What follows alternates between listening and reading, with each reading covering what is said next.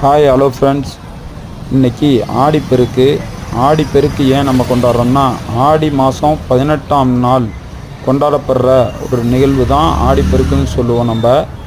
நம்ம இதை ஏன் கொண்டாடுறோம்னா, ஆடி மாதம் விவசாயத்துக்காக தண்ணி திறந்து விடுவாங்க. அதை நினைத்து நம்ம சந்தோஷப்பட்டு கொண்டாடுற ஒரு நாள் தான் ஆடிப்பெருக்கு. இந்த நாளில் நம் பக்கத்தில் உள்ள நீர்நிலைகளில் நம்ம ஆற்றுக்கு போவாங்க. ஆற்றுக்கு போக முடியாதவங்க பக்கத்தில் உள்ள நீர்நிலைகளை செய்வாங்க. இங்கே திருவாரூர் கமலாய குளத்தில் பார்த்திங்கன்னா ஆடிப்பெருக்கை கொண்டாடுறாங்க. வாழை இலையில் காதாள கருவமணி, 7 வகையான பழங்கள், வத்தலை, பாக்கு, அரிசி, சர்க்கரை கலந்து எல்லாரும் வச்சு கொண்டாடி, ஒரு வெள்ளை நூலில் மஞ்சள் தடவி எல்லாரும் கழுத்தில் கலந்து கழுத்தில் கட்டி கொண்டாடுவாங்க. நன்றி, வணக்கம்.